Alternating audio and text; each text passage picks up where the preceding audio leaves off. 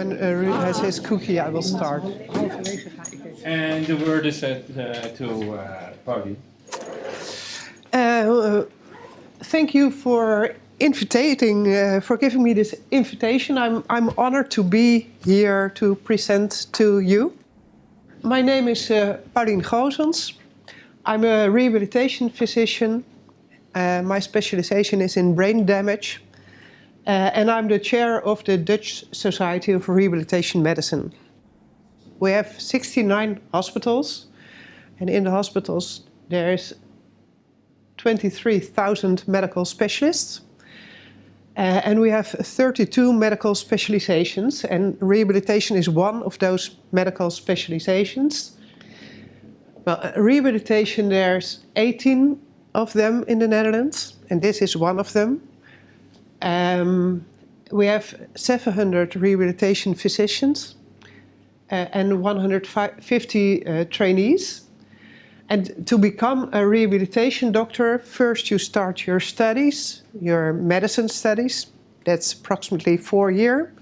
Then there's 2 years of internships, and then there's your specialization.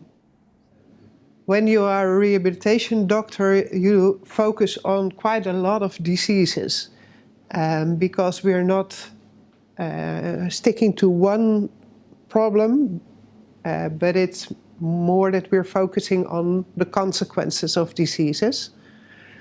But you need to know all the guidelines about diseases and about rehabilitation.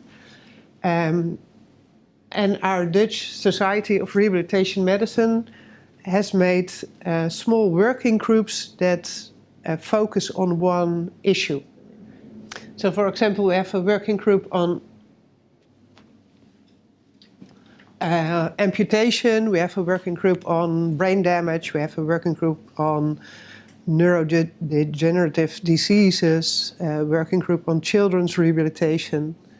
And those working groups also play an important role in the innovation of rehabilitation care.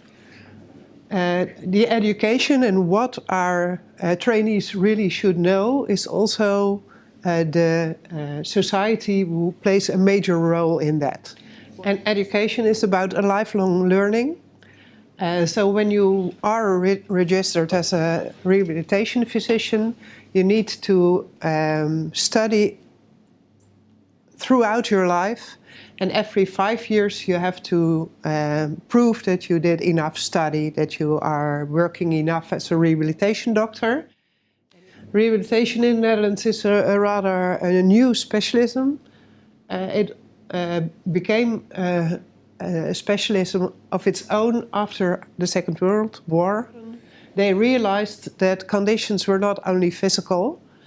There were quite a lot of patients, and I think you'll recognize that, with a post-traumatic stress disorder, but there were also quite a lot of people with brain damage. So then we decided that rehabilitation is not only about the physical condition. And when the rehabilitation started, it was mainly the rehabilitation physician and the physiotherapist that did their thing. But the occupational therapist was concerning himself with going back to work. And then psychologists, social workers, speech therapists, and sexuologists and psychiatrists were also part of the team. And when you're working together, it's like you are all blind and you are in the neighborhood of an elephant.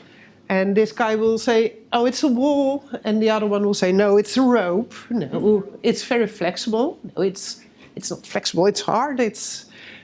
So you have to find a language to work together. And, well, maybe you do the same as we do.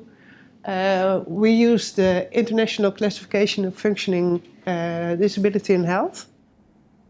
Most organ medical specialists, they only think in the Netherlands about what's the health condition and what's the matter on the body functions and structure part.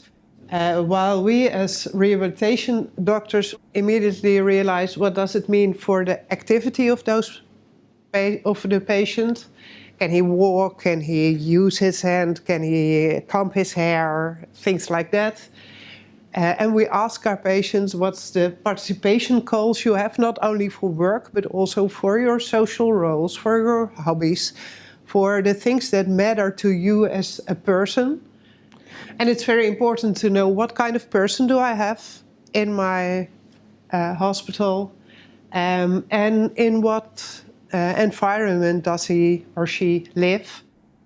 To give an example, there's 3 patients, all of them with a below knee amputation of the right leg, not able to walk, not able to return to the office, and it's an office without physical demands, with a good social network, an understanding employer, no financial worries, and an active coping style and physically fit. This is the perfect patient, I think. And if you have the same patient, but also with brain injury, then you have some differences. On the function level, you also have the executive function problems, and is not able to perform the activities of daily living because of the brain damage. So it really makes difference whether you only have a traumatic amputation or also comorbidity. And the third patient does not have a traumatic amputation, but an amputation due to infection and vascular disease, and also suffers from a heart failure, and is a somewhat different person with a passive coping style, comorbidities, and sedentary behavior. So then we think, what's the core problem of these patients? Well, in the first patient, it's rather simple. It's just the missing of part of the leg. It's very physical. In the second patient, the core problem is the learning capacity. And in the third patient, it's the physical condition of the heart and the coping style and the sedentary behavior. And the way we work in the rehabilitation setting is always like a cycle. And in the first phase, it's only the rehabilitation doctor who's doing this. Very important medical aspects taken into account, and we call it a functional prognosis. What is sensible to do to make someone function better? Well, in phase 2, you think what's going to be the main goal of the rehabilitation process, and that also depends on what does the patient want to reach. When you're making a plan, we always ask ourselves, do we need to make a plan with a multidisciplinary team, or is just a physiotherapist enough? Then you're getting started, and quite often a plan for rehabilitation looks like this. Physiotherapy 2 times a week, 45 minutes. A fitness group 2 times a week. Occupational therapy 1 time a week. A psychologist 60 minutes every 2 weeks, and social worker 60 minutes every 2 weeks. Quite often this is the base, and speech therapists or the other therapists are on top of that. And very important, we are working interdisciplinary, so the physiotherapist is also having some knowledge about the ergotherapy, the occupational therapy, has some knowledge about speech therapy. So you're working really together on a goal. In the end, with the team, you do the evaluation. Did we do the good things, and how are things going? And do we make the progression we hoped that we would? And do we need to continue, or is it time to stop? Rehabilitation is always a project with a beginning and an end.